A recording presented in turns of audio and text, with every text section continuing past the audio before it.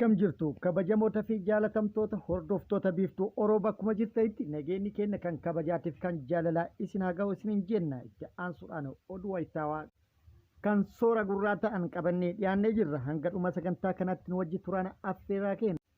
Kun biiftuu Oromoodha keessanii. Itti aansuudhaan mata duree oduu isin dhageessisa.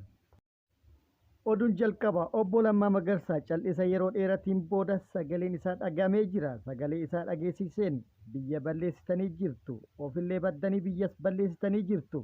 Kanaan booda afaan qawweetiin nageenyi isin fiddan hin jiru jechuudhaan dhaamsa abdii kutachiisu piippiidhaaf ergee piippii girgireessee jira. Dabalata oduu kanaa qaba. Caffeen Oromiyaa yaa'ii idilee 8ffaa waggaa 4ffaa bara 6ffaa gaggeeffataa jira.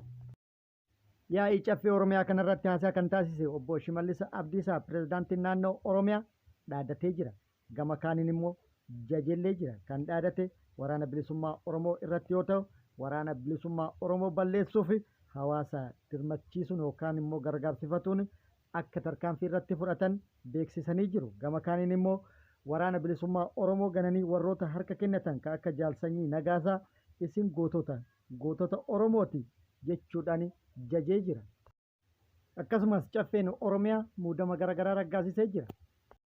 Caffeen Oromiyaa muudama garaagaraa dhiyaatame raggaasisee jira. Haaluma kanaan obbo Kaffaaloo Tafarraa caffee Oromiyaatti waamamaa mootummaa obbo Addisuu Araggaa qindeessaa kilaastara misooma baadiyyaa obbo Saadaat Nashaa sadarkaa itti aanaa pirezidaantiitti qindeessaa kilaastara hawaasummaa Piroofeesar Natsaannat Warqinaa hooggantuu biiroo fayyaa Oromiyaa Tasfaayee Tulluu hoogganaa biiroo galiiwwan Oromiyaa Dr. Namarraa Gabayyoo hoogganaa abbaa taayitaa misooma albuuda Oromiyaa obbo Fissahaa Balaayina daayireektara ol'aanoo OBN taasisuudhaan sagalee guutuun raggaasisanii jiru.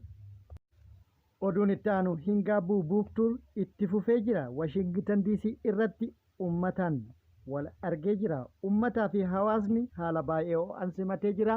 Gaafilee garaagaraa Jawaar Mohammadiif dhiyeessanii Jawaar Mohammadis gaafilee gaafatameef deebii haala baay'ee namatti toluun deebiseefii jira. Dabalata isallee qaba.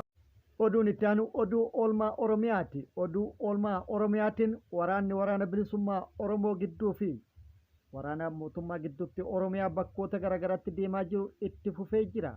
Waraanni bilisummaa Oromoo bakkoota garaagaraatti haleellaa loltoota mootummaa irratti raawwateen injifannoo gagabbataa argatuu beeksisee jira. Akkasumas daandii Itiyoo Jibuutii to'atuun meeshaalee waraanaa mootummaan biyya alaatirraa bitee galchaa ture hedduu konkolaataa hedduu wajjin harkatti galfatu beeksisee jira. Dabalata oduu kanaa qaba.